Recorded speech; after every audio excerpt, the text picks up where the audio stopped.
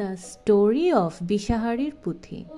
Bishaharir Puthi is a folk story centered on the goddess Manasa, who is also known as Bishahari. She is widely worshipped in rural Bengal and nearby areas as a protective goddess and a powerful divine presence.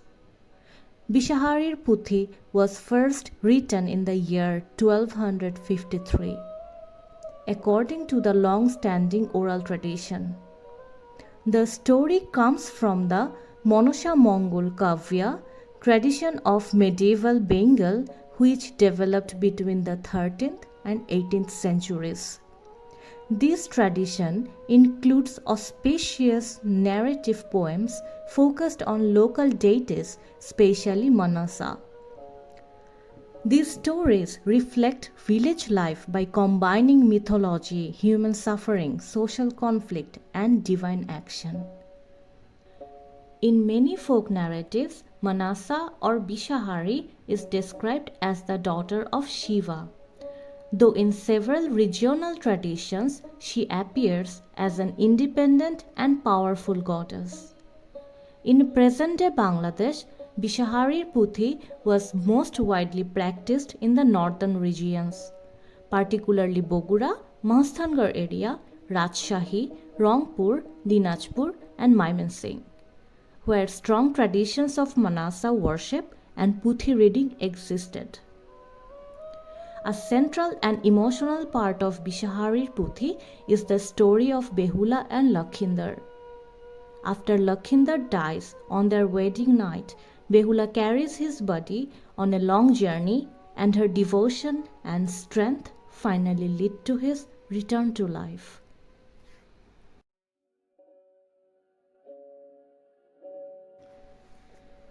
Akbar Ali Mondol and the Bishaharir Puthi performance. Akbar Ali Mondol is a Puthi Pathok for the past 28 years. He has been reading Bishaharir Puthi with care and dedication. Akbar Ali Mondol learned this art from his grandfather, who was also a Puthi reader, and through him he inherited the knowledge to perform the Puthi. Akbar Ali Mondol performs with his fellow musicians, who play an important role as well.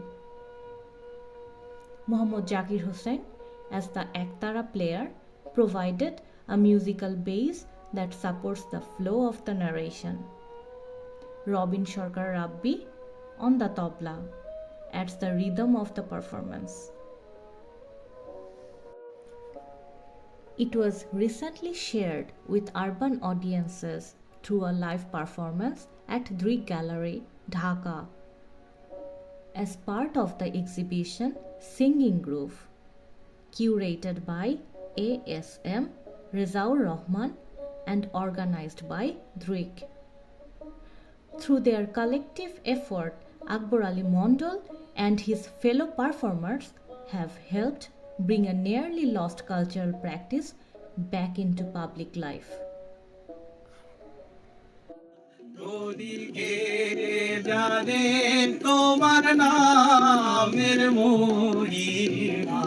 বন্দনা করি যে গোমদের হইল অনেকক্ষণ রে হরিকে জানে তোমার মহিমা হরিকে জানে তোমার নামের মহিমা পিরসিয়া গায়ক কবি জগত জীবন রে হরিকে জানে তোমার নামের মহিমা হরিকে জানে তোমার নামের মহিমা হরিকে জানে তোমার নামের মহিমা। এটা হলো বন্দনা। এখন মূল কাহিনী যা বিশাল ধনাঢ্য ব্যক্তি, তার অনেক সম্পদ ছিল, অনেক জমাজমি ছিল। জমাজমি সব প্রজাদের মধ্যে দিয়ে উনি ইয়া করতো, ওই প্রজাপত্তন দিয়ে বাৎসরিক খাজনা নিত। তো ওনার কথা সবাই মানতো, শুনতো, ভয় করতো ওনার দিকে। উনি বিচার সালিশও করতো। তো নেতা বললো, পদ্মা বলছে নেতা। পদ্মা কিন্তু, আপনারা হিন্দু হিন্দু দাদা কেউ আছেন? পদ্মা কিন্তু শিব শঙ্করের মেয়ে। মেয়ে বলেন, কন্যা বলেন, যাই বলেন। তো ওই পদ্মা এই ছোট, আর নেতাবতী আর এক মেয়ে আসছিল শিব শঙ্করের। নেতা হলো বড়, পদ্মা হলো ছোট।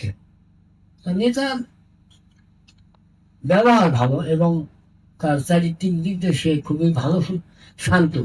কিন্তু এই পদ্মা কিন্তু খুব উগ্র মেজাজি এবং খুব জেদি। তো এই পদ্মা পুজো প্রচার করতে যায়, পুজো আর কেউ দেয় না, আর ক্ষমতা নেয় পিঠে দিবে কেন। তারপরে সে তার পিতার কাছে বললো শিব শঙ্করকে, যা বাবা, আমি তো দেবী, তা আমি কি পূজা পাবো না? অন্যান্য যাদের পূজা হয়, মানুষ পূজা করে, আমার কেন করে না? তাহলে তুমি পূজা নাও, কিভাবে নিবে? বলে পূজা তো আমার কেউ দেয় না। তাহলে তুমি বোমাধনের কাছে যাও, ওখানে গেলে তোমাকে যদি সে কিছু ক্ষমতা প্রদান করে, ওই ক্ষমতার বলে তুমি পূজা আদায় করতে পারবে। তখন সে বোমাধন, আমি সংক্ষেপে বলতেছি, বোমাধনের কাছে যায়। এটা কিন্তু চতুর্থ খণ্ডের কথা নয় যা বলতেছি, এটা আছে দ্বিতীয় তৃতীয় খণ্ডে। বোমাদেবের কাছে নিকট যায়া দেখো, বোমাদেব উচ্চ আসনে বসে আছে, আরো দেবেরা বসে আছে। দাদা বলছে, প্রভু, আমি আপনার কাছে আসলাম, আমাকে কিছু বর দেন। কি বর চাস তুমি? এ পৃথিবীতে কিন্তু তুই, তোর, মোরা, মই, এইসব ভাষা দেওয়া আছে। তুই কি চাস? যে আমি পূজা চাইতে যাই, পূজা দেয় না। আমি পূজা কেমন বাবা, আমার কিছু ক্ষমতা প্রদান করেন। তাহলে তুই পরীক্ষা দিতে পারবি। কি পরীক্ষা? যে এক ভাণ্ড বিষ আছে, বিষগুলা তো খেতে হবে। এক ভাণ্ড বিষ, জানি না পুঁথিতে লেখা আছে এক ভাণ্ড। ভাণ্ড যে কত বড়, হয়তো বা ঘটির মতো ছোট মতো হতে পারে। সেই এক ভাণ্ড বিষ পদ্মা খেয়েছিল। খাওয়ার পর সে সম্পূর্ণ সুস্থ ছিল, স্বাভাবিক ছিল। বিষে কোনো বিষক্রিয়া তার হয়নি। তখন ব্রহ্মাদেব তাকে ধন্যবাদ দিয়ে তাকে একটা উপাধি দিল, বিষহরি। যে আজ থেকে তুমি বিষহরি। বিষহরি মানে হরি মানে রাজা, বিষ তো বিষী, বিষের রাজা। ওখানে অষ্টনাগের এক সাপ ছিল। সে সাপ, পৃথিবীর যত সাপ আছে সব সাপের সর্দার। যাকে বলে যদি সেনাবাহিনী থাকে, সেনাবাহিনীর প্রধান একজন থাকে নাকি, ওই লোক। তো সেই রোমাদের অষ্টনাগকে বললো যে তুমি পদ্মার পায়ে নমস্কার করো।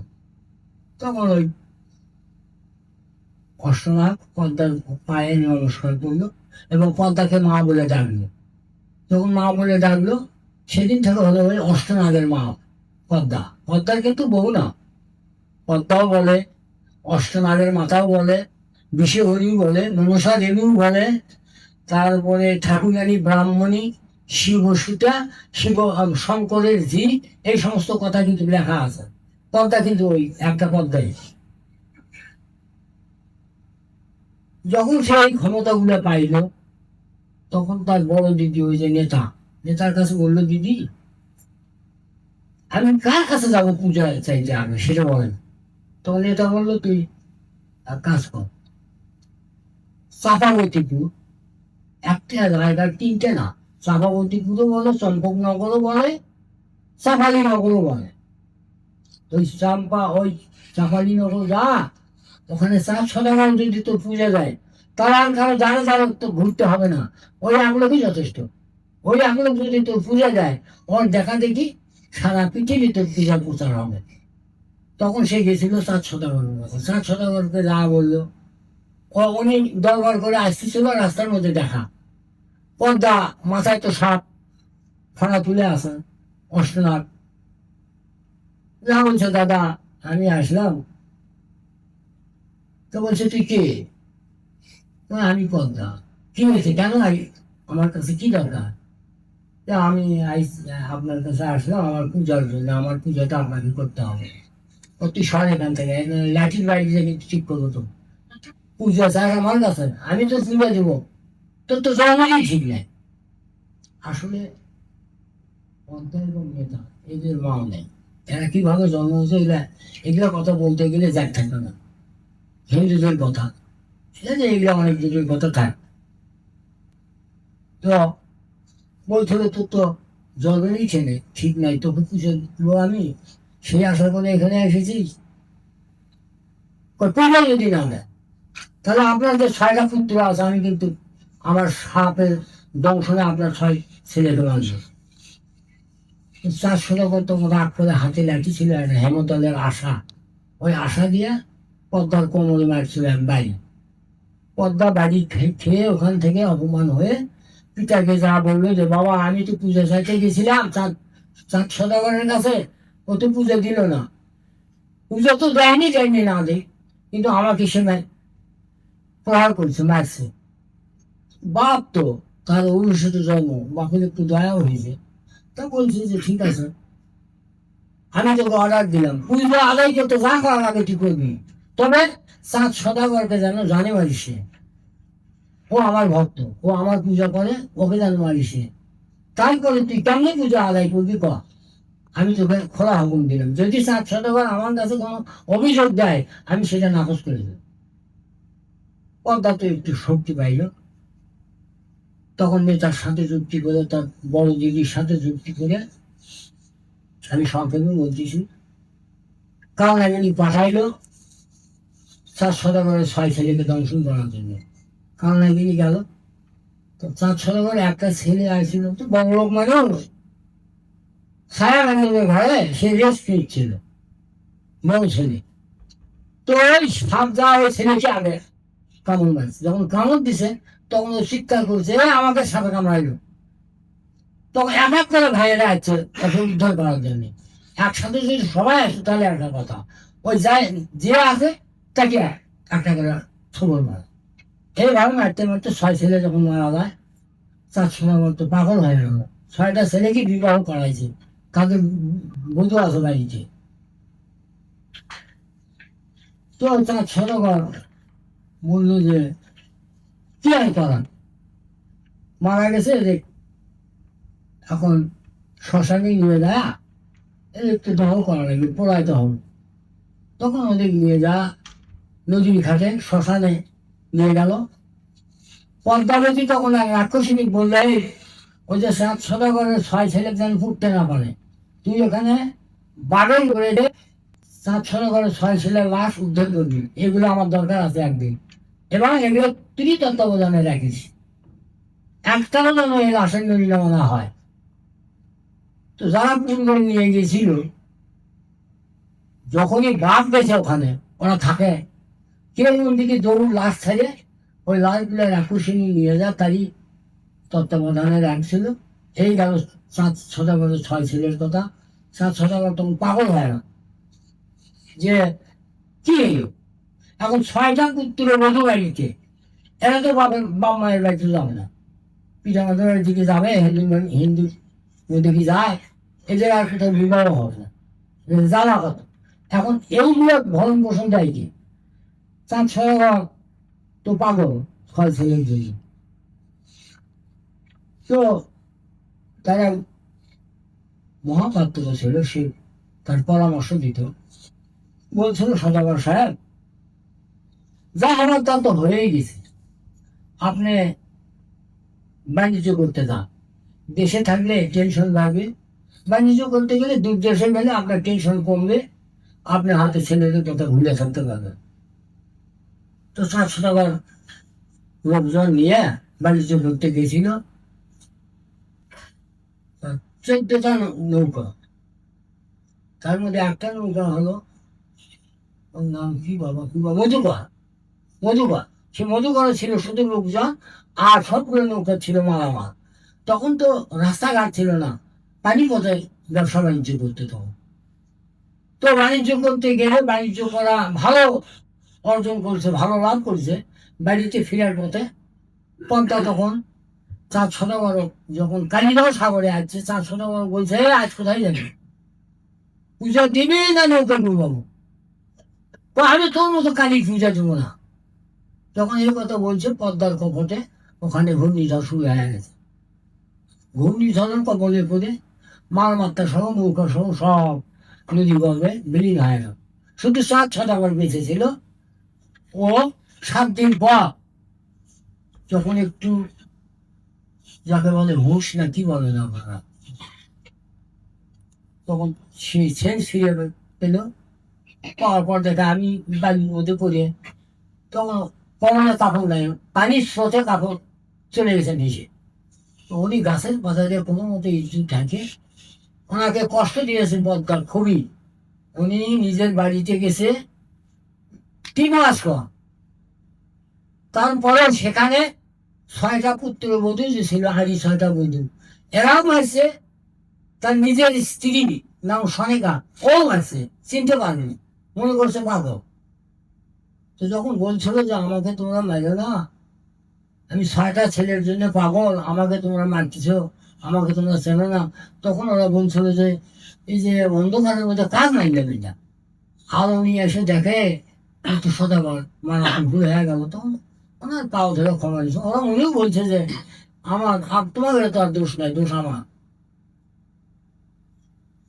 এইভাবে কিছুদিন যাওয়ার পর পদ্মা বলল, নেতা দিদি পুজো তো দিল না, আর 6 ছেলেকে মারলাম, আর ধন সম্পদ গুলো সাগরে ডুবাইলাম, তারপরও পূজা দেয় না, কি করি এখন? পদ্মা বললো এক কাজ কর, নেতা বললো এক কাজ কর, ওর বাড়িতে সাপের আনাগোনাটা বেশি করে দিই, সবসময় যেন ওর বাড়িতে সাপ বাড়ায়, সাপ যেন বের হয়, ও যেন ভাবে যে এত সাপটা আমার বাড়ি। তখন ওর বাড়িতে সাপ আনাগোনা সাপের প্রতিদিনই তো সাপ দেখা যায়। শুইতে গেলেও সাপ, খেতে গেলেও সাপ দেখা যায়, মারতে গেলে সাপ উদাও হয়ে চলে যায়, সাপ আর মারতে পারে না। একদিন পদ্মা আমার নেই, দাদা পুজো দেবেন, পুজো যদি দেন আপনার হারানো সম্পদ সব ফিরে পাবে। না, আমি তোর পুজো দেবো না, আমার 6টা পুত্র গেছে, এতগুলো মালমাত্রা নদীর গর্ভে বিলীন হয়ে গেছে, আমি তোর পুজো দেবো না। এখন নেতা যা বললো, দিদি কি করা যায় পূজা, আমি কিন্তু 4 সদাগরের কাছে পূজা নিব। তো বলছে যে এক কাজ কর, এখন 4 সদাগরের স্ত্রীর বয়স তো 75 থেকে প্রায় 80 ধন্য, 4 সদাগরের বয়স 80, বৃদ্ধ মানুষ। তারপরেও পদ্মার কপটে 4 সদাগরের স্ত্রীর গর্ভে সন্তান আসলো আবার। সেই সন্তান যখন হইল, আমি সংক্ষেপে বলতেছি, এতই সুন্দর তার চেহারা, এতই সুন্দর দর্শনধারী ছেলেটা, যে তাকে সে আর চোখের পলক ফিরায় না। বরাবরই করে সবাই যে 6টা ছেলে মারা গেছে, না যায় একটা ছেলে হয়েছে, বংশটা আপনার ঠিক থাকবে। এই যে পদ্মা যখন ছেলেটা বিবাহ বয়স হলো, লেখাপড়া শিখালে, এগুলো কথা আমি ছেড়ে গেলাম। ওই ছেলেটার যে খেলার সাথী ছিল, তারা ওকে ডাকতো লখাই, লখাই নামে, লখাই। সাপুদারা যদি সাপ খেলাতে আসে, ওরা কিন্তু গান গান বলে, কি সাপে জংছিল লখাই রে, ওরে লখাই বেগুন লাগে তুই, এই করে গান কিন্তু ওরা বলে।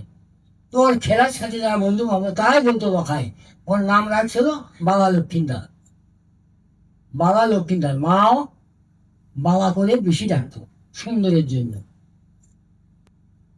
সেই ছেলে বিবাহযোগ্য বয়স, পদ্মা আবার আসে বলছে, কি দাদা কেমন আছেন?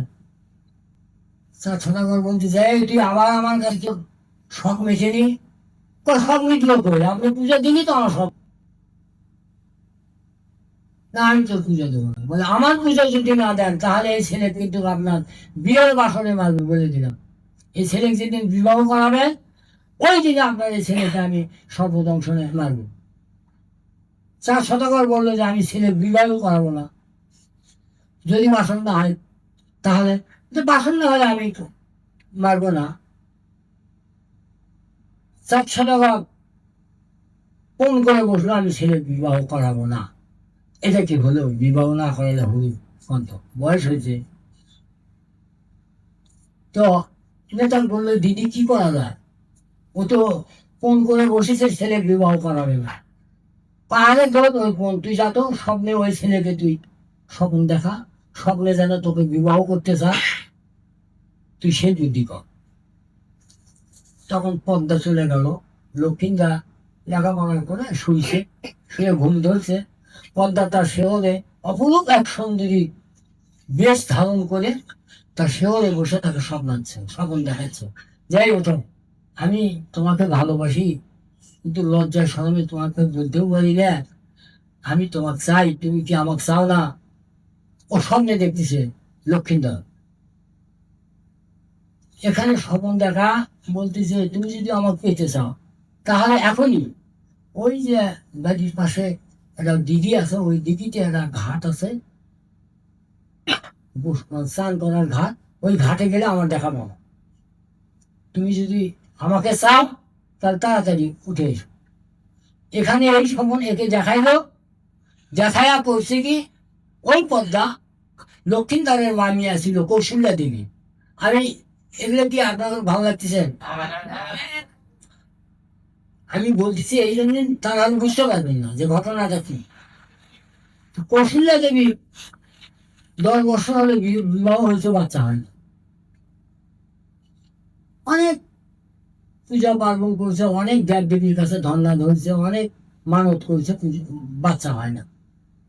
ওই পদ্মা ওই দিনে লক্ষ্মীন্দরকে স্বপ্ন দেখায় আমার মামি কাছে যায়, আবার স্বপ্ন দেখাচ্ছে যে তুমি শুয়ে আছো, এই যে রাত শেষ, এখনই ওঠো, ওই দিঘির ঘাটে গিয়ে স্নান করে ওখান থেকে 1 পানি খেয়ে ভিজে চুলে ভিজা কাপড়ে বাড়িতে আসো, তোমার বাচ্চা হবো।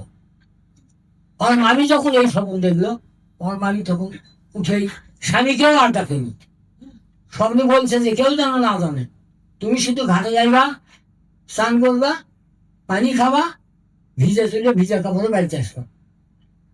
ওর মামি বলছে কি ওই কথা শুনে ওর মামি আর দেরি করেনি, ওর মামি গেছে ওখানে স্নান করতে। আর লক্ষ্মীন্দর ঘুমোতে হবে উঠে চিন্তা করলো এরকম স্বপ্ন দেখলাম, আমার তো যেতে বলছে ওইখানে। ওই লক্ষ্মীন্দরে গেছে ওই ঘাটে। এখন মামি আর ভাগ্নে দেখা হলো ওই ঘাটে। এটা খারাপ কিছু না, ওর মামি গোসল করে উঠতেছে, লক্ষ্মীন্দরও যা ওর মামি ধরছে জানতে। ওর মামি বলতেছে এই কে কে কে তুমি, কে তুমি? ওর মামি তুমি কেন এত রাত্রে এখানে গোসল করতে? এই বেটা তো তুমি কেন এখানে? ও আমি যা দেখলাম সেটা তো তুমি নও, আমার তো ভুলই হয়ে গেল। এই যে মামি আর ভাগ্নের কথা কথোপকথন হচ্ছিল, ওই সময়ে আরো পাড়ার লোক তারা সবাই দেখছে যে কি বাবা, মামি গোসল করলো, মামি বাড়ির যাচ্ছে ভিজে তুলবে, সেখানে তার ভাগ্নে এই রাত্রিরে এই যে একটা মানে যে মিথ্যা একটা অপবাদ, এটাই রটায় গেল সারা চম্পক নগর, সারা চাপাবতীপুর ছেড়ে হয়ে গেল কথাটা। সবাই শিশাঙ্কার করতে লাগলো, 400 তো মাথা মানে হেল্প করলো, উনি বিচার আচার করে, ওনারই ছেলে যে কাম করলো। মানুষ কেউ কেউ এসে বলতেছে কি ব্যাপার সদাগর মশাই, আপনি বিচারক, আপনি ছেলের বিবাহযোগ্য বয়স, ছেলের বিবাহ করান না, আজকে যে মানুষের সাথে এই কামটা হলো, কাল যদি আপনার 6টা আড়ি বধূ আছে বাড়িতে, তারপরে আর যদি কোনো মেয়ের সাথে হতো আজকে তো আপনার বিচার দিত। আপনার নিজের লোকদেরকে এখনো বিচার দেয়নি, যদি নিজের লোক হতো অপর কেউ হতো তাহলে বিচার দিত, আপনি তো বিচার কি বিচার করতেন আপনি? 400 দেখা যায় করে দাও। তখন 400 বললো যে ঠিক আছে আমি ছেলেকে বিবাহ করাবো। এই যে এখন বিবাহ করানোর কথা উঠলো মুখে, আগে তো বলছিল আমি ছেলে বিবাহ করাবো না, এখন বাধ্য হচ্ছে ছেলে বিবাহ করাতে। তখন এক জ্যোতিষীকে ডেকে নিয়ে এসে তাকে বললো যে দেখো তো জ্যোতিষী বর্ণনা করে কোথায় আমার ছেলেকে বিবাহ করালে ভালো হবে। তখন জ্যোতিষী গণনা করে দেখলো যে হ্যাঁ, ঈশানীনগর বাসুগানের সদাগরের একটা মেয়ে আছে, নাম হচ্ছে বেহুলা। এই বেহুলাদের যদি আপনার ছেলেকে বিয়ে করাতে পারেন তাহলে আপনার সুমঙ্গল হবে, তা না হলে আপনার মঙ্গল দেখতেছি না। একমাত্র ওই মেয়েটা ছাড়া আপনার উপায় নেই, ভালো লাগতেছে না, পুঁথি বলবে পুঁথি বলতে বলেন তো বলি। আমি কথাটা একটা নিয়ে আসতেছি, বুঝছেন, এই জন্য এই কথাগুলো বলতেছি, সংক্ষেপে বলছি। যাই হোক, উনি বিবাহ করাইলো ওখানে, অনেক কথা আছে, এগুলো বাদ দিলেন। বিবাহ করে নিয়ে পুত্র বধূ নিয়ে বাড়িতে আসলো, এখান থেকে এখন আমি পুঁথি ধরতেছি। লোহার কালায় সিদ্ধ বাবা এগুলো কখন মনে দিই। সাত সদাগর যখন রেহলেকে দেখতে গেছিল, তো তখন মনে করছিল কিরকম সতী, আমি একটু দেখতে চাই। তো ওর যে মহাপাত্র ছিল তাকে বললো যে আগামীকাল মেয়ে দেখতে যাবো, তুমি রেডি থাকো, দুইজনে যাবো আমরা। বলে ও গেছে কামালের না। কামাল যা বলতেছে, আমার কিছু লোহার কালাই বানিয়ে দেন তো। কামাল বলতেছে, আপনার কি মাথা ঠিক আছে নাকি? ছয় বেটা মরার পর মাথা আপনার পাগলাই আছে? লোহার কালাই হয়, কালাই কি করবেন আপনার? আরে বাবা, কালাই বানিয়ে দাও, আমি টাকা দিব, তোমরা ছোট ছোট করে কালাইয়ের মতো, যেরকম ছোলা বুট এরকম আমার কালাই তোমরা তৈরি করে দাও, আমি টাকা দিব না। তো ওরা বানিয়ে দিছে।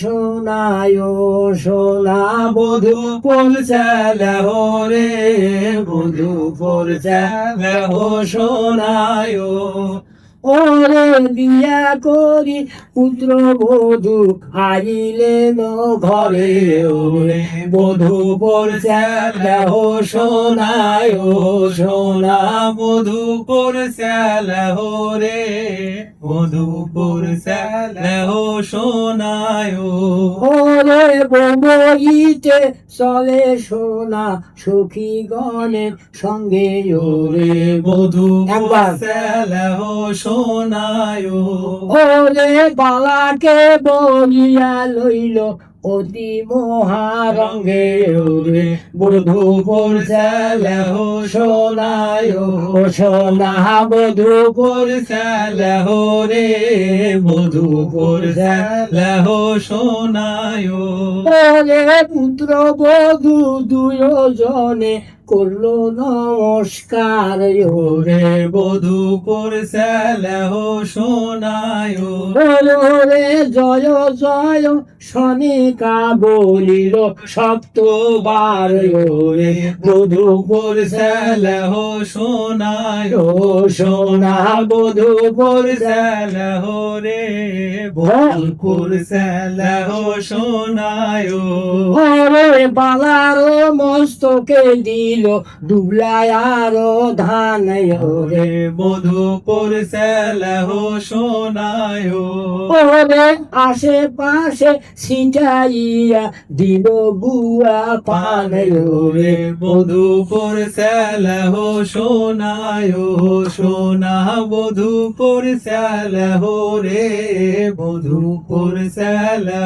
সোনায়, ওরে আগে আগে ছিটা যায় ভিঙ্গারের পানি, ওরে বধূ পরশালে সোনায়, ওরে পুত্র বধূ লয়া যায় সনেকা বাইলানি, ওরে বধূ পরশালে সোনায়, সোনা বধূ পরশালে রে, বধূ পরশালে সোনায়, ওরে পুরাতে বসিয়া সোনা পড়ছিল বধূ, ওরে বধূ পরশালে সোনায়, ওরে আঙ্গুলে বালির মুখে পরশায় মধু, ওরে বধূ পরশালে সোনায়, সোনা বধূ পরশালে রে, বধূ পরশালে সোনায়, ওরে পাটিতে বসিয়া বড় কন্যা খেলে জুয়ায় রে বধূপুর সেলহ সোনায় ওরে জুহার বদনে দুহে দিল পান গুয়ায় রে বধূপুর সেলহ সোনায় সোনা বধূপুর সেলহ রে বধূপুর সেলহ সোনায় ওরে চান্দ বলে ও সনেকা ঘুষাও তোলা মেলায় রে বধূপুর সেলহ সোনায় ওরে পুত্র বধূ ঘরে লহ শুভক্ষণ বেলায় রে বধূপুর সেলহ সোনায় বধূ ফলসালেহ রে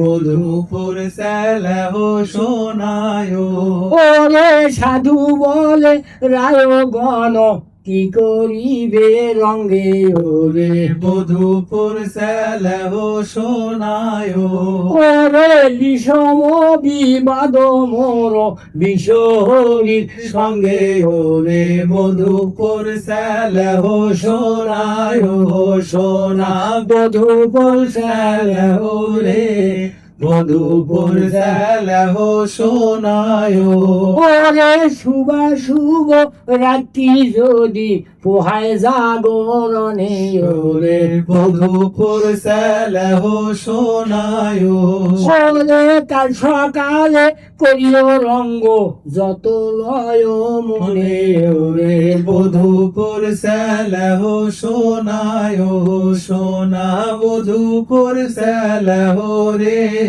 বধূপুর সেলহ সোনায় ওরে স্বামীর বসনে সোনা চলিল সত্তরে ওরে ওরে বধূপুর সেলহ সোনায় ওরে পুত্র বধূ লয়া যায় লোহার ম্যান্ডব ঘরে ওরে বধূপুর সেলহ সোনায় সোনা বধূপুর সেলহ রে বধূপুর সেলহ সোনায় ওরে বধূকে দেখিয়া চান্দ আনন্দ অপার ওরে বধূপুর সেলহ সোনায় ওরে বধূকে দিলেন ধন শতেক ভান্ডার ওরে বধূপুর সেলহ সোনায় সোনা বধূপুর সেলহ রে বধূপুর সেলহ সোনায় ওরে বধূকে দেখিয়া সোনার আনন্দিত মন ওরে বধূপুর সেলহ সোনায় ওরে বধূকে দিলেন সনিকা বহু মূল্য ধন ওরে বধূপুর সেলহ সোনায় সোনা বধূপুর সেলহ রে বধূপুর সেলহ সোনায় ওরে মেন্ডব ঘরে যাইতে বালা করিল গমন ওরে বধূপুর সেলহ সোনায় ওরে বিরসিয়া গায় কবি জগত জীবন রে বধূপুর সেলহ সোনায় সোনা বধূপুর সেলহ রে বধূপুর সেলহ সোনায় ঘটনা হয়েছে কি এটা তো আমার দিশাধারী লোক নয়, এটা তো কেমন শিখতেছে। আমি যাদের নিয়ে এই প্রতিবাদ করছি এ তো লোক সামান্য 500-700 লোক সেখানে থাকতো, মহিলারাই বেশি থাকতো এবং ওরা শুনতেও বেশি। বধূ সাতশনগর বলল যে চান্দু বলে রায়গণ কি করিব রঙ্গে বিষম বিবাদম বিষহরির সঙ্গে।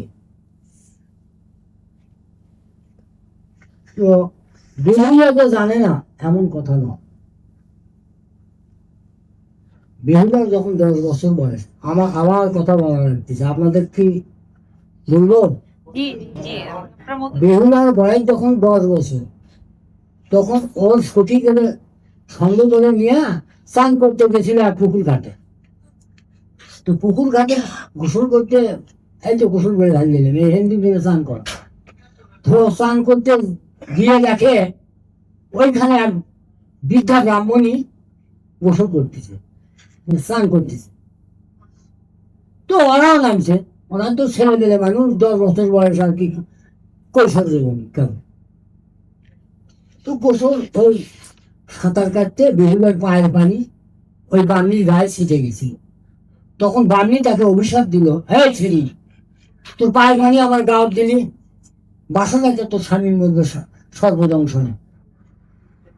তখন বেহুলা দাঁড়ায় গেল, বললো যে তুমি একটা বিদ্যা ব্রাহ্মণী আমার এইরকম একটা অভিশাপ দিলে, আমি কি অন্যায় করছি? এই সামান্য পায়ের পানি ছিটে গায়ে গেছে, এর জন্য এত বড় একটা অভিশাপ তুমি আমাকে কেন দিবে?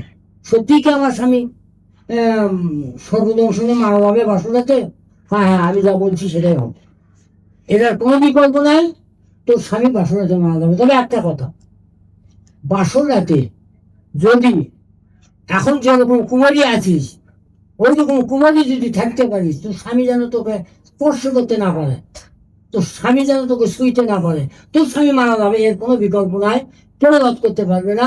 তবে ওই মৃত্যু স্বামী নিয়ে তুই যদি ঠিক থাকিস, স্বামীর সাথে যেন কোনো লেনদেন না হয়। যদি ঠিক থাকতে পারিস, তাহলে ওই মৃত্যু স্বামী নিয়ে কলার ভুলে সাজায়া শুধু তুই একা যাবি, আর তোর স্বামী থাকবে, মৃত্যু স্বামী থাকবে।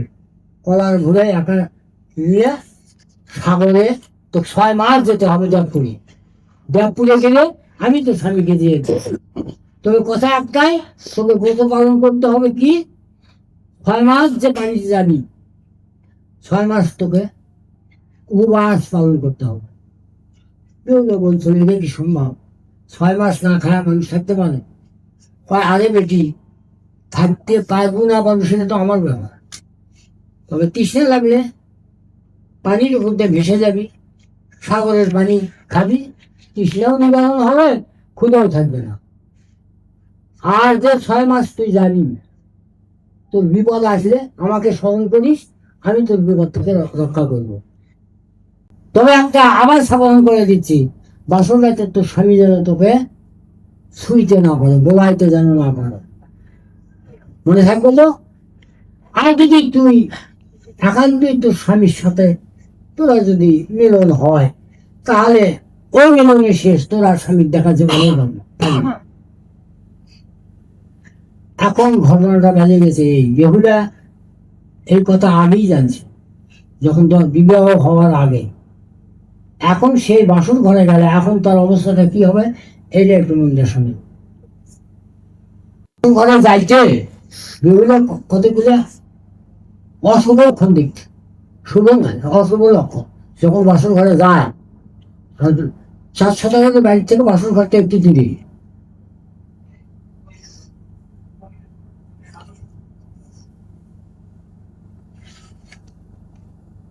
ভালো লাগতেছে?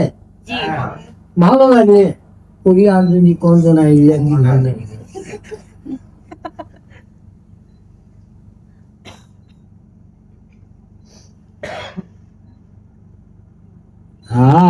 আর শুভক্ষণে যাত্রামালা করিল তখন, হাসি যেটি বাধা কত পরে ঘনে ঘন, আরে আর যাত্রা করিয়া যাইতে কত পরে যেটি হাসি, উদাস নয়ন কোণে টোকা দিল মাসি, আরে যাচ্ছে অথচ মাঝি আছে ঠোকা দিল। বেরোলে কিন্তু ওই কথা বারবার মনে হচ্ছে যে কি হবে আমার স্বামী। তার মধ্যে ওই যে যাত্রা পথে মাছি আছে টোকা দিচ্ছে, যেটি হাসি ফালাচ্ছে, তারপরে যেটি মানে যে টিকটিক করতেছে, এর সঙ্গে ধরে গেছে বেরোলে, যে ঘরে গেলেও বলে স্বামীকে রক্ষা করতে পারবো না। আর থাকো থাকো বলিয়া কেবা ডাকিতে লাগিল, জড়াজড়ি করিয়াছিলা সামনে পড়িল। আরে শূন্য পথে শূন্যে দুই শিল ঝগড়া করতে করতে ওরা যে যাচ্ছে, ওদের সামনে ধাপাস করে দুটো শিল পড়লো। বললে তাও দেখলে, যেগুলো দেখতেছে এই লক্ষণগুলো তো খারাপ, কেন এরকম হচ্ছে? আর বাম হইতে শ্রী গাল দক্ষিণে করে যাত্রা করিতে বালির নাহি চলে পাও। আহার অমঙ্গল দেখিয়া বালি গায়ে আইল গায়া, মেন্ডবের উপর দেখে বালি মহাকাল সাবয়ারে। আয়ার বালি বলে প্রাণের নাথ না যাইব ঘরে, কাল সাপ দেখি কেন মানবের উপরে। আরে আর বালা বলে সর্প নহে লোহার শিকলি, চিত্র বিচিত্র করি নাকি সে পুথলি। আরে তুমি বলতেছো তুমি কোথায় সাপ দেখতেছ? ওকে দেখা যায় না, ওটা ওই যে মিস্ত্রির ওয়ার্ডগুলো মানে যে বাঁকা করে ধুছে, তো এটাই তো দেখা যাচ্ছে সাপ কোথায়, কিন্তু বেহুলা সাপ দেখতেছে, লক্ষ্মীনাথ দেখেনি। বাধা না মানি করিল গমন, মেন্ডবের কাটা লাগিয়া বালি শ্রীমল বসন। আরে দুই ধারটা তার কাঠার বেড়া দেওয়া ছিল, মধ্যে রাস্তা, ওরা যাচ্ছে, কিন্তু তার কাঠা লাগে ওর বিয়ের কাপড়, ষাটের কাপড় তো ওদের বিয়ের কাপড়টা ছিঁড়ে গেল।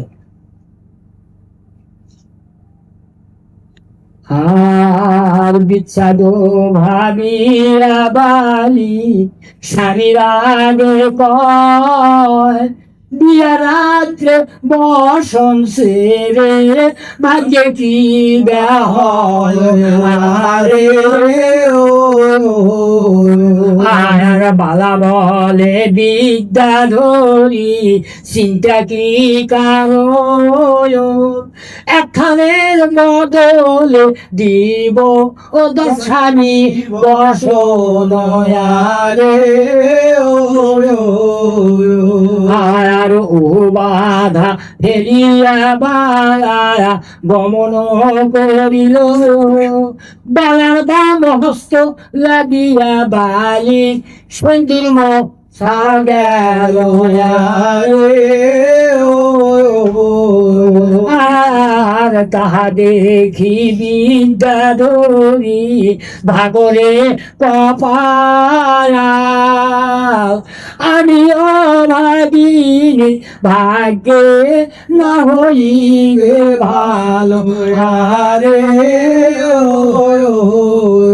আর পুর ভাগিনী নারীটা স্বামীর আগে মরে, পাও দিয়া সেন্দুর মুসিয়ালয় তারে। আরে আর পুনু বাসিয়া থাকিতে মোর সিন্দুর লইলা কারি, বুঝিলাম বিধাতা বুঝি মুখে করে আরে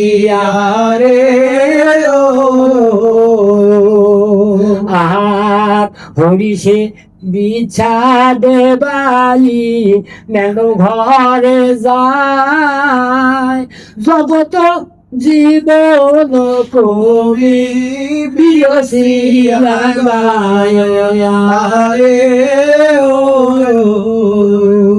ভালো লাগতেছে। লাগতেছে আপনাদের? তো বয়স তো বলেই দিছে, তারপর স্বামীকে জিজ্ঞাসা করতেছে দেখি স্বামী কিছু জানে নেই। বেহুলা বলতেছে যে শ্বশুর বাড়ি এক জায়গা, আর এই ঘরটা এত দূর ডিস্টেন্স, এত দূরত্ব কেন? এই ঘরটা এখানে কেন করা হলো? আর এখানে বা আমাদের বাসন কেন হবে? বাসনকে তোমার বাপের বাড়ি আমার জায়গা নাই, তোমার ঘরদার নাই, সেখানে আমাদের বাসন হতো না, এই ঘর কেন? এই কথা বেহুলা জিজ্ঞাসা করতেছে তার স্বামীকে। কিভাবে জিজ্ঞাসা করতেছে সেটাই শোনো। ও কি পূর্ব হে তোমার কি ব্যবহার, আরে কি হেতু লোহার পুরি এই মনে সন্দেহ করি, কেন তোমার নাই ভরদার?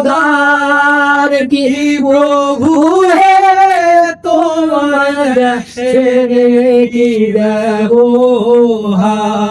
বালা বলে প্রাণের প্রিয়া, কহি শোনো চিত্ত দিয়া, সাবধানে শোনো হে সুন্দরী।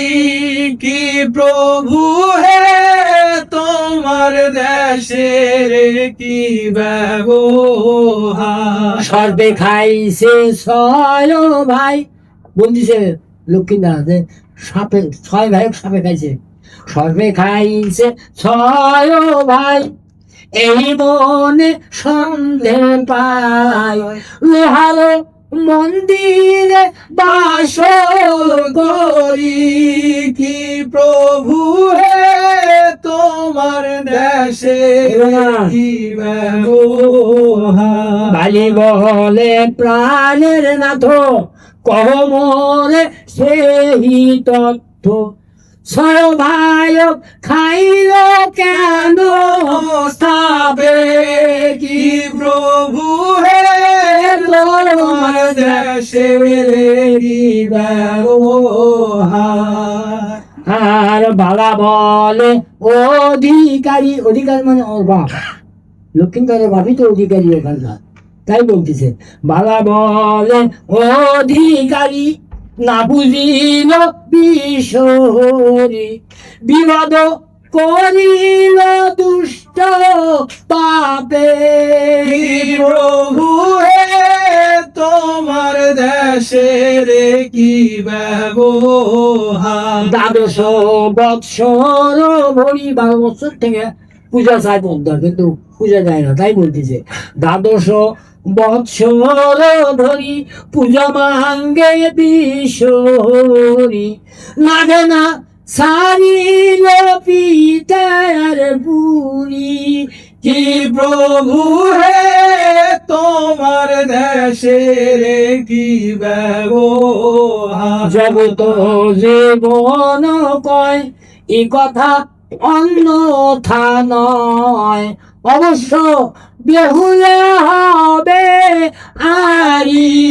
কি প্রভু হে তোমার দেশের কি ব্যবহার।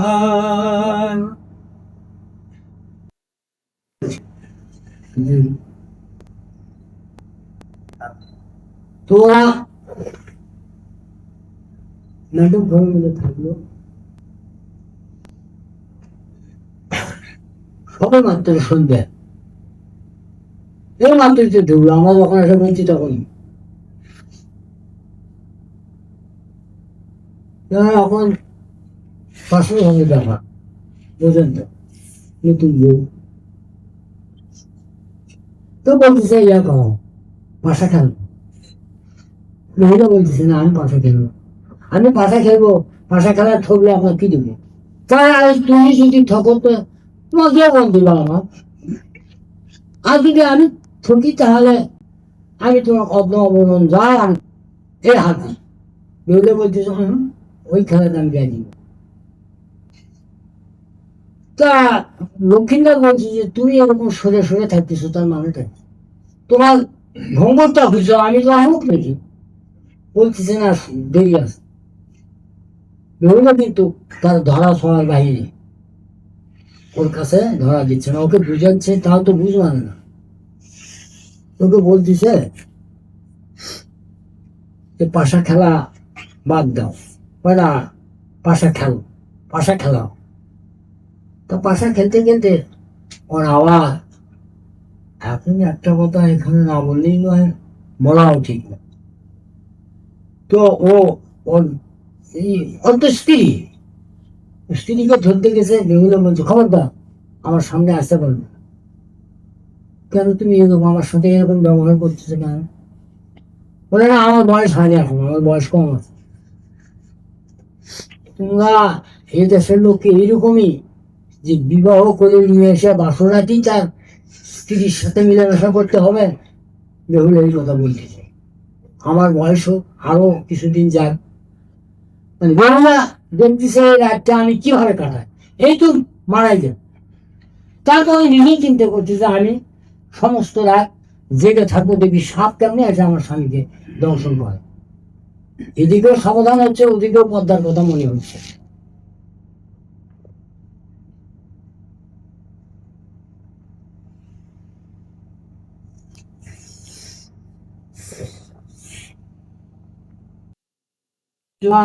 বালি করে জোড়ো হাত, শোনো হে প্রাণের নাথ, ও গিয়রে কহে বালি মনের তারা সে আরে হায় হায় হায়, কহে বালি মনের তরা সে আরে হায়। পণ্ডিত হইয়া নাথ বাক্য বলো অসুঘাত, ও গিয়রে কহে কন্যা মনের তারা সে আরে হায় হায় হায়, কহে বাড়ি মনের তরা সে আরে হায়।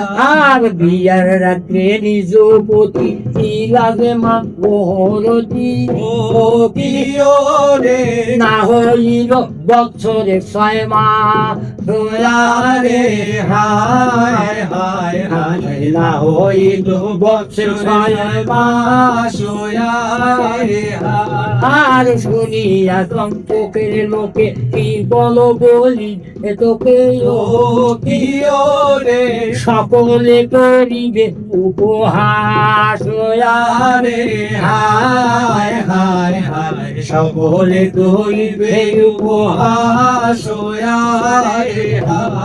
আর পণ্ডিত জানিয়া তোকে বাপু মায়ে দিল মুখে, ও গিয়রে নিজ পতির নহে হেন ধর ময়ারে, আরে হায় হায় হায়, নিজ পতির নহে হেন এমন ধর্ম, আরে হায়। আর কে তোরে তুণ্ডিত কয় সুজনেরও বুদ্ধি নয়, ও গিয়রে হারি সান্ডালের হেন কর্ম, আরে হায় হায় হায়, হারি গৌচন্দালে এমন কর্ম আরে হায়। আর সবে কয় সুপণ্ডিত শুদ্ধ নহে তোমার চিত, ও গিয়রে লজ্জা নাহি তোমার বদ, আরে হায় হায় হায়, লজ্জা নাহি তোমার বদনে আরে হায়।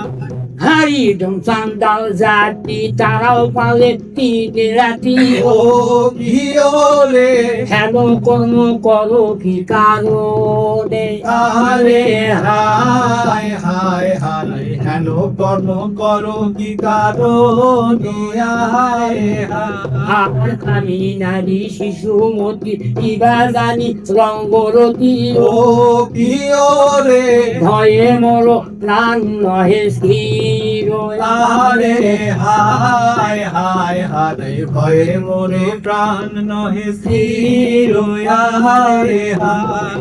যেমন তেমন নারী বছরে 6 মাস পালি, ও গিয়রে তুমি করো রাজ্যের বাহির, আরে হায় হায় হায়, তুমি করো রাজ্যের বাহির আরে হায়। বাবা বলে সুরদনি এমন তো ভগবানী ও প্রিয় রে নিঠুর পাশান তোমার হিয়া হারে হায় হায় হায় দূর পাশানো তোমার হিয়া রে হায় আর মদনে হারিছে সব ডোব দিছে অন্তর ও প্রিয় রে কাঁদ রাখো আলিঙ্গন দিয়া রে হায় হায় হায় গান রাখো আলিঙ্গন দিয়া রে হায় অগ্নির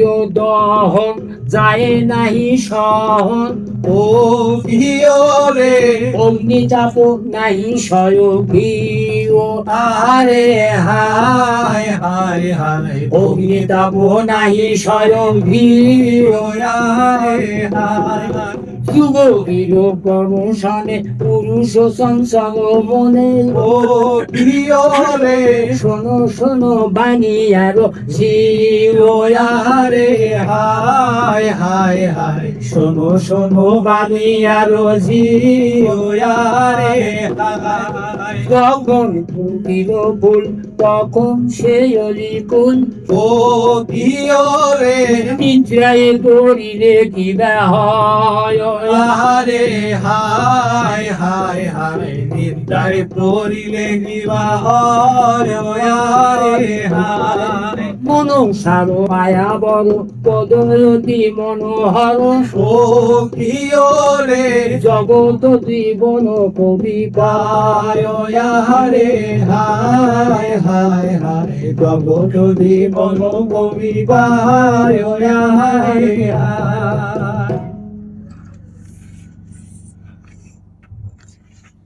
ওরে রায় বাণী আর প্রভু নয় আর নয় নয় বাণী আর পূর্ব নয় হেন কাজ হাই রে নয় হেন কাল তুমি পূর্বাতে পূর্ব পাবদর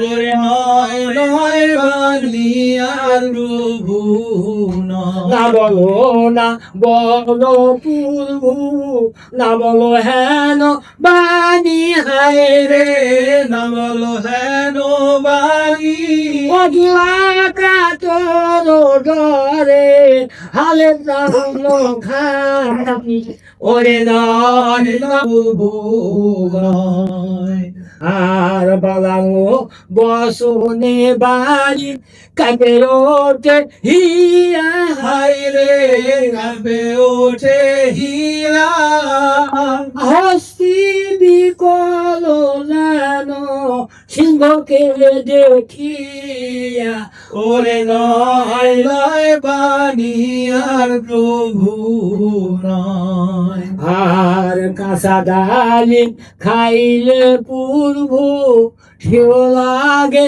কষ্ট হায় সেও লাগে কলিকায় কমলে কি ভোমরা পায় সোরে নয় নয় বাণী আর প্রভু নয় কাঁচা দুগ্ধ খাইলে পূর্ব জলের সমান হায় রে জলের সমান আউটিয়া খাইলে যেমন মধু করে পান ওরে নয় নয় বাণী আর প্রভু নয় কাঁচা খ্যার কাটিয়া পূর্ব কেবাসায় সাল হায় রে কে বাসায় সা কাঁচা বাঁশের বাটি পূর্ব থাকে কত গাও ওরে নয় নয় বাণী আর প্রভু নয় কাঁচা বাঁশের ধনু ফুলে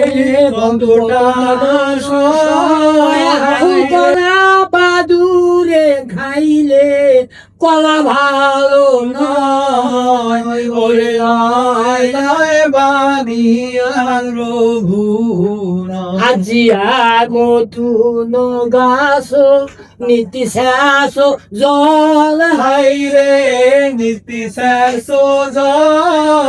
যত্ন করিলে তার শেষে ধরে ফল ধরে নয় নয় বাণী আর প্রভু সূর্য গাছ দেখা যদি যত্ন নাই করে হাইরে যত্ন নাহি করে কিনা মাস সাত পরে ছেলে গাছ ময়রে ওরে নয় নয় বাণী আর প্রভু নয় তোমাকে খাইবে সাপে আমি ভালো জানি হাইরে আমি ভালো জানি 6 মাস ভাসিব জলে তেলে অন্ন বায়ানি ওরে নয় নয় বাণী আর প্রভু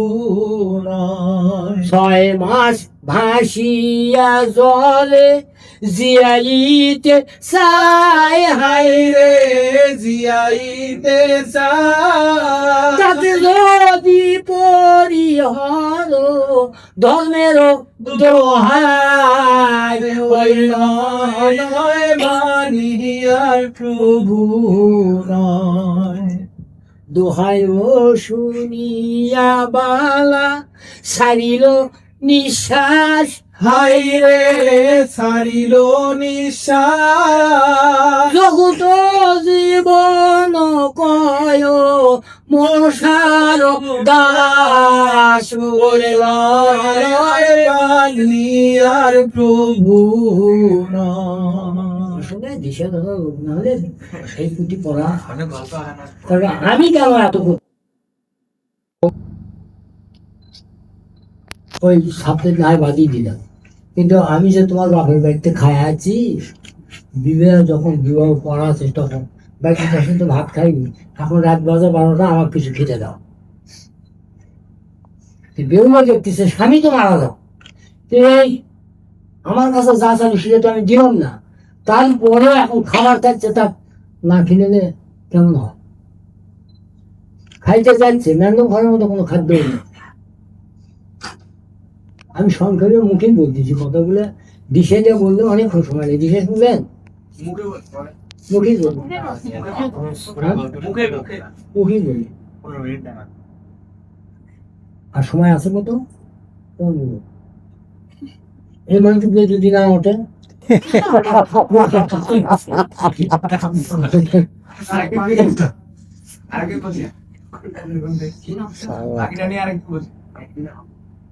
তো বহুরা যখন পদ্মাকে শোন ওই যে পদ্মা বলছিল যে বিপদে পড়লে আমাকে স্মরণ করিস তখন বেহুলা পদ্মাকে স্মরণ করলো যে এই, আমি বিপদে পড়ছি মা আমার স্বামী খেতে চাচ্ছে আমি কি খাওয়াই পদ্মা অদৃশ্য অবস্থায় তাকে বলে দিল যে তুই যে কামরায় আছিস তারই পাশের কামরায় খাদ্যবস্তু আছে মজুত করা ওখান থেকে নিয়ে এসে তোর স্বামী খাওয়া তো বেহুলা ওর স্বামী স্ত্রীর যে বিছানা আসলে সেখান থেকে আর এক ঘরে এখানে রুম তো মেলা আর এক ঘরে গেল আর এক ঘরে যাওয়া দেখা অনেক খাদ্যবস্তু মাছ আছে মাংস আছে কবিতর আছে কালাই আছে অনেক কিছু তখন এই যে নারী কোলে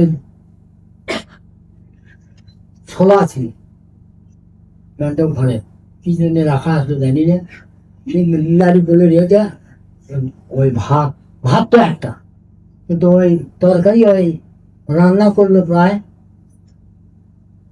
15 প্রকারের আমি দেখলাম এখানে 15 প্রকারের তরকারি আচ্ছা ওই লোক আর চেতন থাকে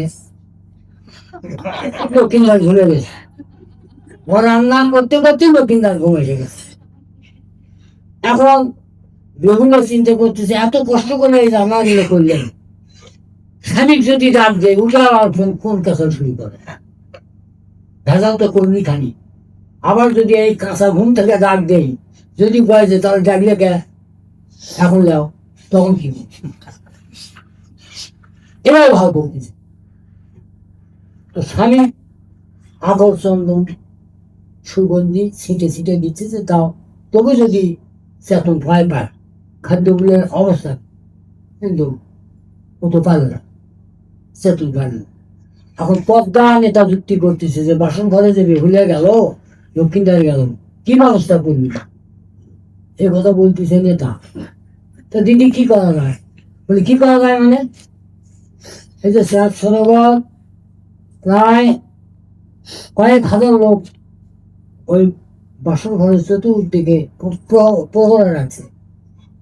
তারা গোটা একটা রাত প্রহরা দিলে ওখানে যেন তো ঢুকতে না পারে।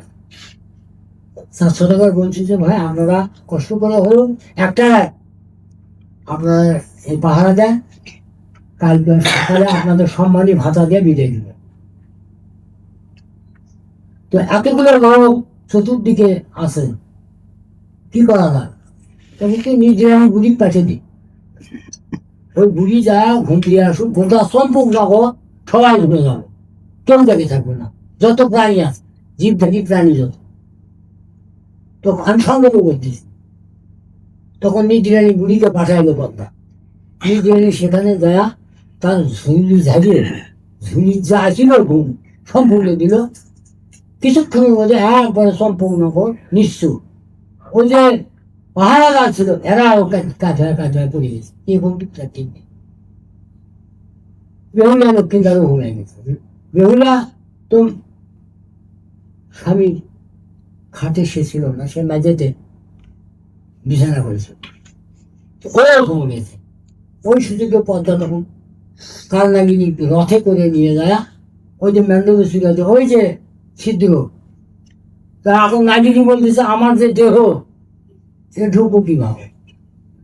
তা পদ্মা তখন ওই নাগিনীর মাথার থেকে লেজ পর্যন্ত তিনটে হাতে স্পর্শ দিয়েছে। নাগিনী তনু সিনেমার মতো সেখানে হয়ে গেল, এখন ঢোক। তখন ওই নাগিনী ঢুকলো ম্যান্ডব ঘরে। ম্যান্ডব ঘরে ঢোকার পর তার পূর্ণ যে শরীর ছিল সেই শরীরই হলো। আর পদ্মা ম্যান্ডবের সুবিধার থেকে দেখতেছিল যে নাগিনী কি করে। তাই আসলে হ্যাঁ,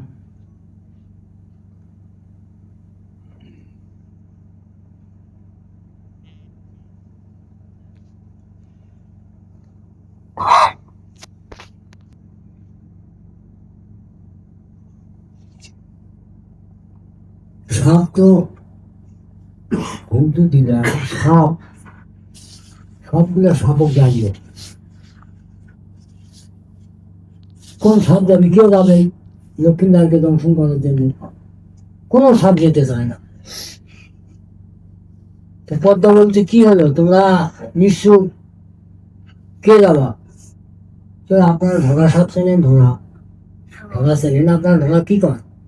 আজিয়া সাপ নাকি বিষাই, অথচ আপনারা তুমি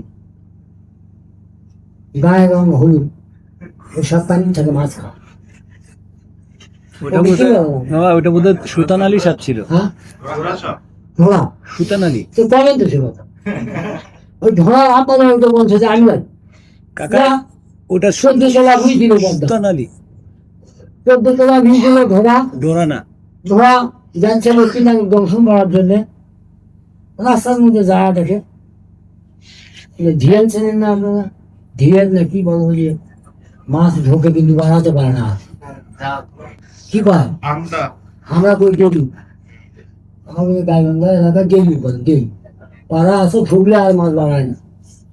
তো মাছ না দেখে ধরা করবো বলছে যে মাছ খাবো না, বিষগুলা দিয়ে ও ঢুকছে ওই জানি, ঢুকে মাছ খেতে ঠিকই কিন্তু বাড়ার পাচ্ছে।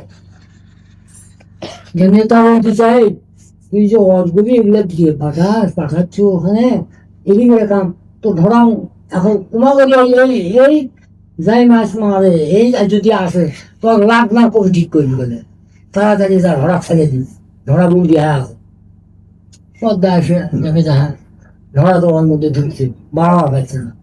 লেট মানে অভিশাপ দিল যে আজ থেকে তুই জলে তোর বাস, জলে থাকবি, জলেরই মাছ ব্যাং এগুলো খায় থাকিস।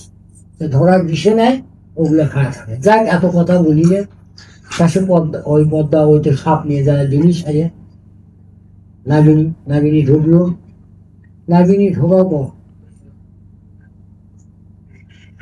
লক্ষ্মীন্দারের রূপ চেহারা দেখে নাগিনী মনে করলো সর্বনাশ, কি জন্য এই ছেলে মারবো আমি, কি ভালো না, এত সুন্দর চেহারা, আজকে বিয়ে করে নিয়ে আসলো, মুখ শুকে গোলাপ ফুলের মতো পাপড় হ্যাঁ আছে, যেগুলো শুয়ে আছে মেঝেতে। সাপের একটু দয়া হলো, সাপ সহজে কামড়াচ্ছে না, সাপ খালি ঘুরতেছে। আপনারা গান কমান ভালো লাগে না কেন গান? আছে, এখানেই আছে আশেপাশে। ও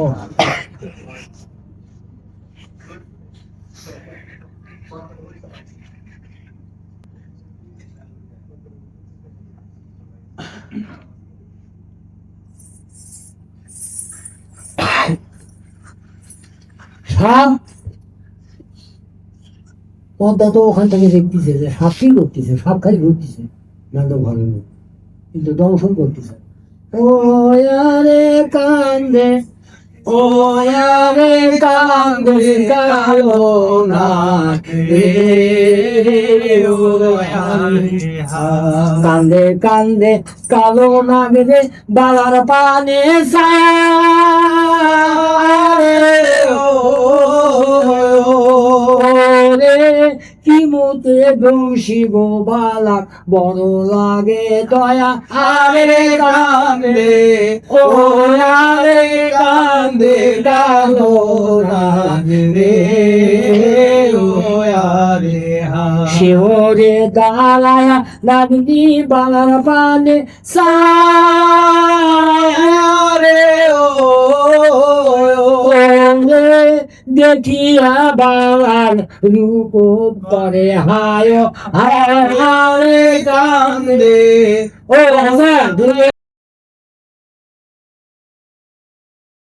কান্দে কালো নাগ রে, ও আরে আরো সর্ব পুত্র শান্তন যেন জব ঘরে,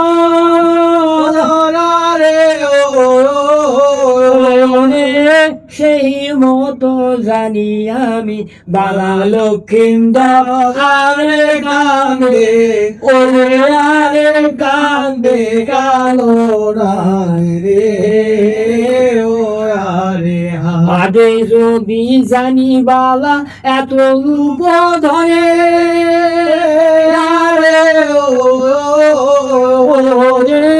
তবে না আসিতাম আমি বাবাকে দংশী বারে, আরে কান্দে, ও আরে কান্দে কালো নাগ রে, ও আরে ভিক শান্ত ধন জন গৃহণ বসতি, আরে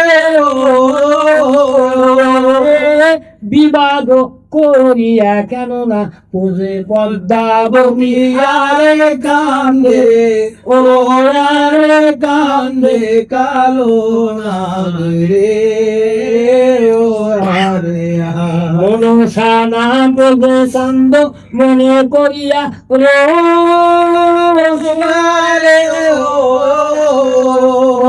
রে তারে কেন না মারে পদ্মা বালার কি দোষারে কান্দে, ও আরে কান্দে কালো নাগ রে, ও আরে হয় না বাবা, হয় না, যাই হোক যাই হোক এখন যাই হোক কিছু কই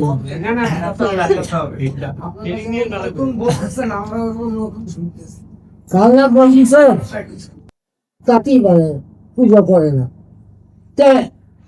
তারে কেন না মানে পদ্মা বাবার কি দোষ, এই ছেলের কি দোষ, এত কোনো দোষ নেই, তুই মায়ের গুণ হাস আর ছোট বড় মা, এটা সাপের কথা যে পদ্মাবতী তুই মায়ের গুণ হাস আর ছোট, যেহেতু তার আজ্ঞাকারী যখন সাপ বুদ্ধি তো নেয় হুকুম করছে পাঠাইছে আছে, কিন্তু দ্বিধাদ্বন্দ্বের মধ্যে করে গেছে যে এত সুন্দর ছেলে আমি কিভাবে কামে, এত কোনো দোষও নেই, সাপ খালি ঘুরতেছে আর ওইরকম করতেছে, দেখিয়া বালার রূপ প্রাণ থাকিয়া যায়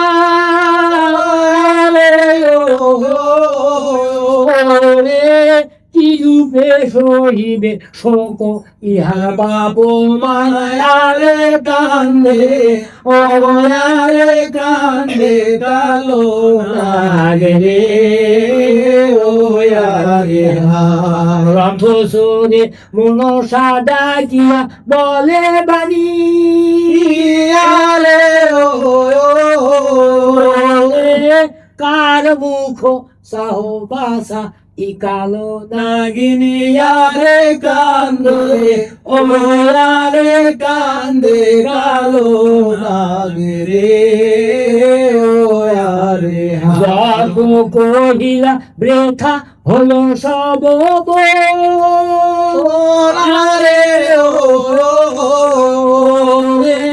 বালা কদংশিতে তোর গায়ে নাই রে বল আরে কান্দে ও আরে কান্দে কালো লাগে ও আরে বাবা বলতেছে কি ব্যাপার ঘুরিছু গে ওটি কুমা যা খালি ঘুরতেছু আমরা না তো গাও চুম নাই সোজা বাংলা কথা আমার খালি ভাষা যদি সেদিন নেই পদ্মা রাগ হয়ে গেছে যে এতক্ষণ লাগে দর্শন করতে আরে একটা কামড় দেবে কিন্তু কামড়াচ্ছে না একবার শুতে নিয়ে যায় আর কোথায় নিয়ে যাচ্ছে সব বালা দংশিতে যদি মনে লাগে দুঃখ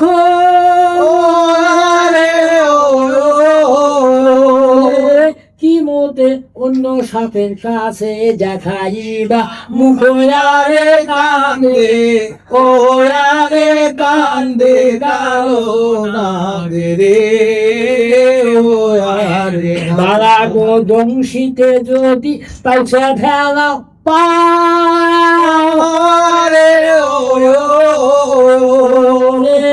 বাপ তোর গাধারে হরণি তোর মা আরে কান্দে ওরে কান্দে কালো নাগরে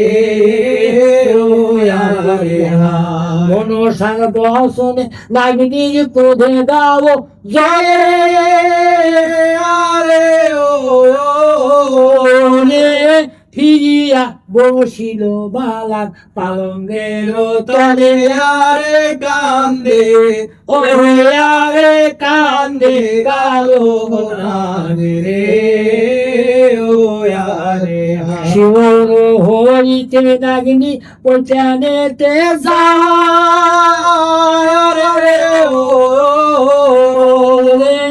নেঙ্গুরের বাড়ি দিয়া প্রদীপ নিভায়ারে কান্দে ও আরে কান্দে কালো নাগরে ও আরে প্রদীপটা নিয়ে হালে দেবে নেঙ্গুরের বাড়ি দিয়া আর একবার শীতে নিয়ে যায় একবার শীতে নিয়ে যায় কিন্তু কামড়ায় না গাঁ মরা দিতে বালা কুবুদ্ধি লাগিল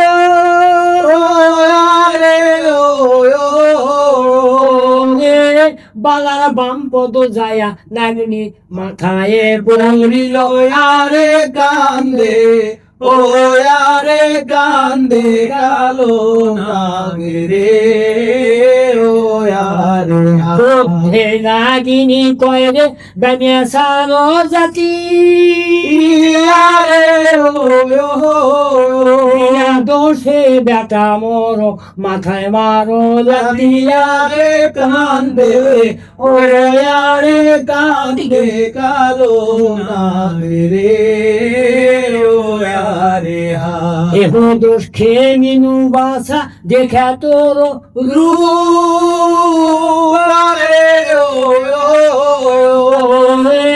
পূর্ণ বাঙালিনী গেল শিবের সম্মুখারে কান্দে ও আরে কান্দে কালো নাগরে ও আরে পদ্মা বলে দুষ্ট নাগরে যাহল সাত রে ও বালাকে দংশিতে তোর গায়ে নাই রে বলারে কান্দে ও আরে কান্দে কালো নাগ রে ও আরে হায় পদ্মার দর্শনে নাগনি বড় ক্রুদ্ধ হলো ও আরে ও ইতে নাগনি পৈতানে গেল আরে কান্দে ও আরে কান্দে কালো নাগ রে ও আরে হায় বুঝলে আচ্ছা ঘন ঘন করে করা যায় এত বেশি করে এই যদি বলে হ্যাঁ নির্বন্ধন করবু খণ্ডন না যায় আরে ও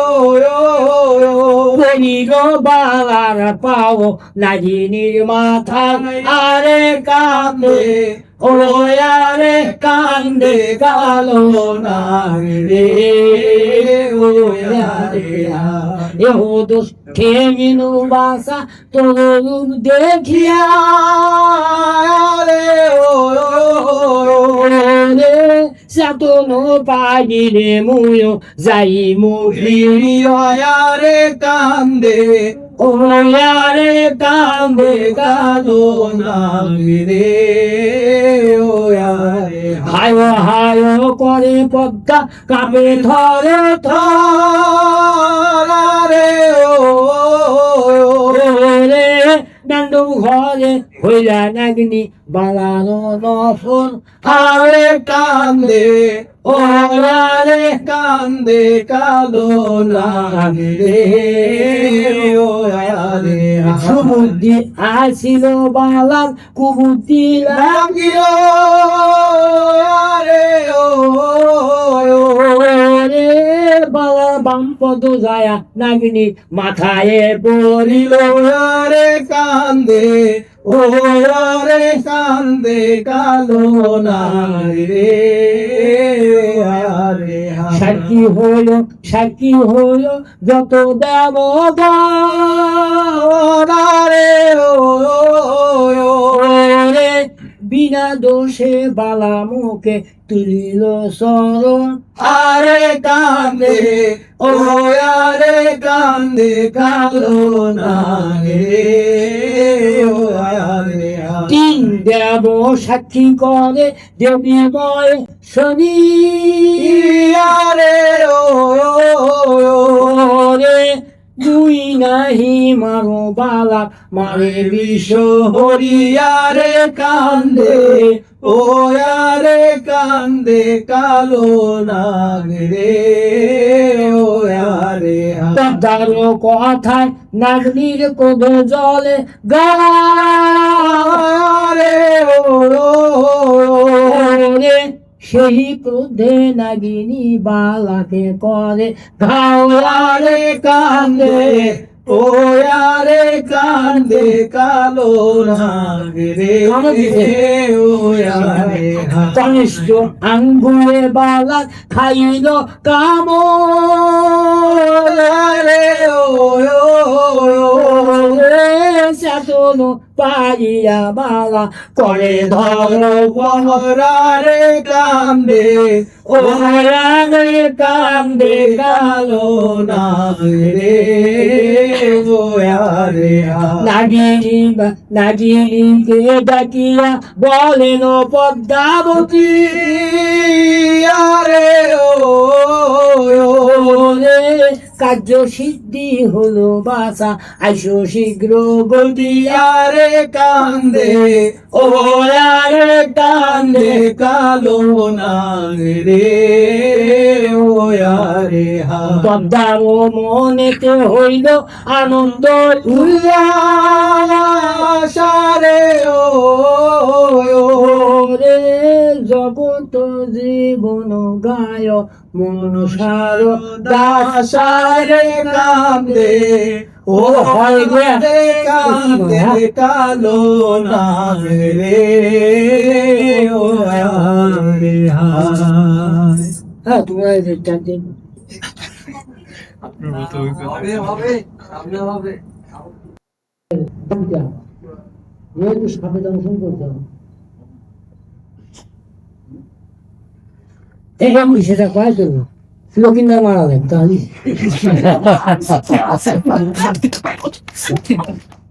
আরো মারা যাবে তো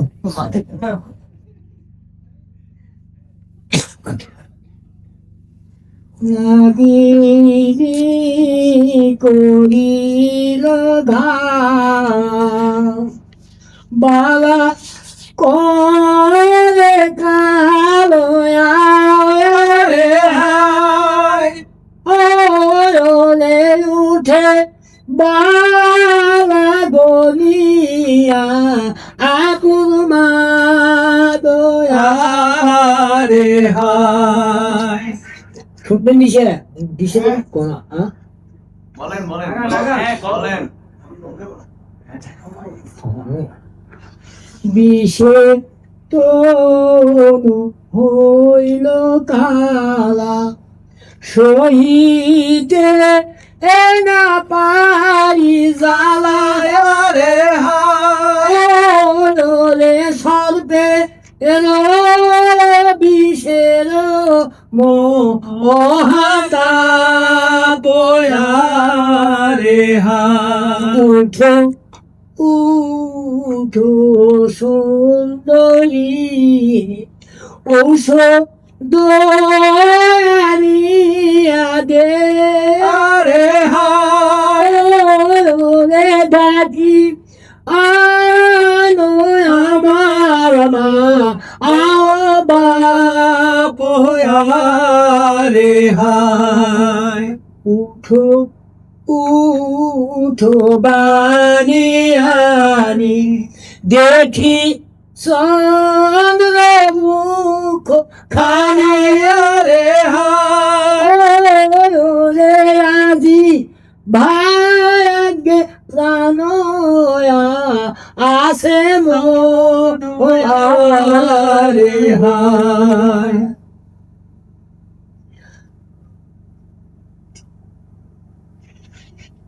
মানুষ সময় ঘুমাচ্ছে নাকি সামনে করো হো বাও সামর বলে বাতাস যাওয়ার জন্য ওই যে এখন তো ফ্যান হয়েছে আগে যেমন ওই যে লটকানে থাকতেছিল ওই দড়ি দিয়ে টান দিলে বাতাস হচ্ছিল তাই বলতেছে সামনে করো হো বাও শীতল ও গাও রে হায় রে শুনল মুখের বাণী সুনিত রে হায় সুন্দরী উঠিয়া যায় ডাকি আনো মোর বাপ মা রে হায় রে মরণ সময় করিয়া আমি দেখা রে বিষে রঙ্গ পরে মোর দুল চক্ষু হইল ঘর আরে হায় রে মানব আছে কণ্ঠে মা আত্মসার রে হায় এত ডাকি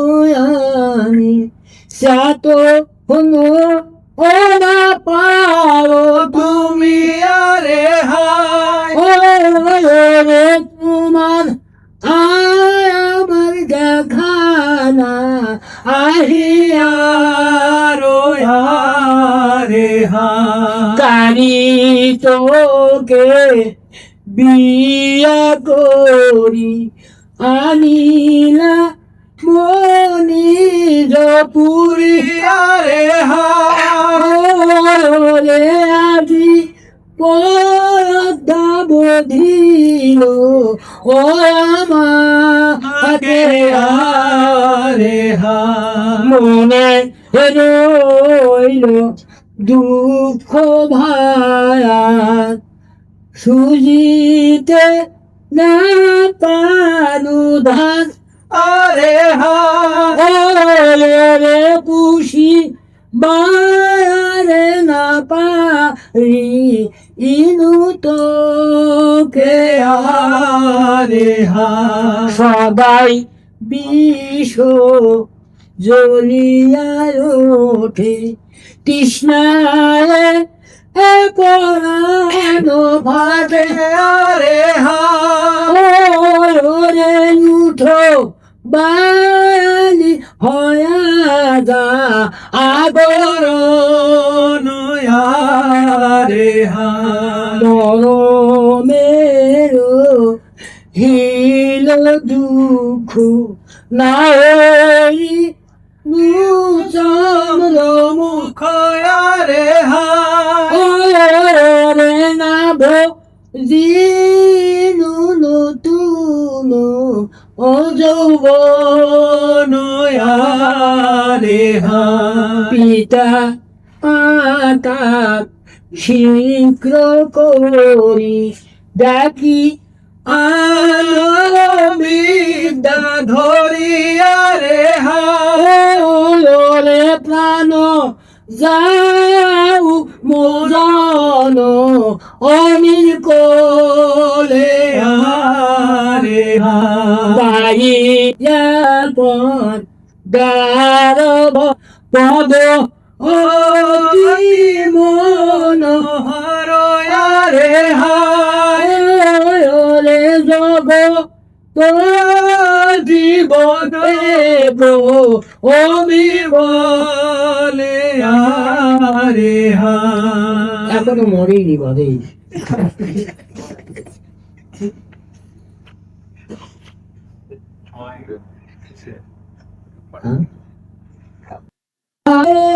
পারিনু সাদর হাঁটিতে উঠিল বিশ্ব সংশয় দিব আরে ও আরে ও কমরে উঠিল বিশ্ব প্রাণ কাপে গলাতে বুকেতে উঠিল বিশ্ব চক্ষু হইল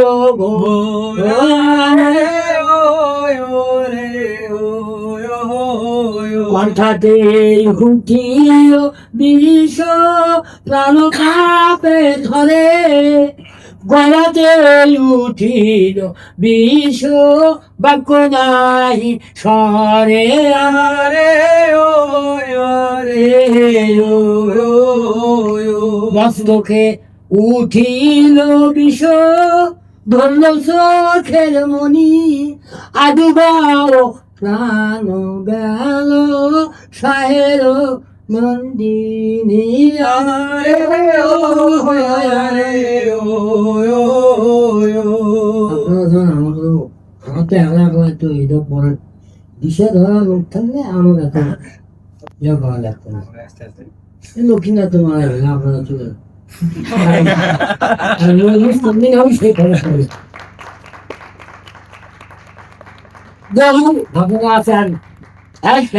একটা কাহিনী আছে বেহুলের বয়স যখন 5 বছর তখন ওর 6টা ভাই ছিল তারা গেছিল বাণিজ্য করতে তো বেহুলের বয়স যদি 17 হয় তাহলে ওরা যে 5 বছর আগে গেছে তাহলে ওরা কয় বছর বাণিজ্য করতে থাকলো 12 বছর ওরা বাণিজ্য করে আসছে যে বেহুলের ভেলা নিয়ে শালিক নিয়ে সাগরে ভেসে যাচ্ছে ওর সাগরের মধ্যে ভাইয়ের সাথে দেখা তো ওর ভাইয়েরা তো ওকে চিনতে পারেনি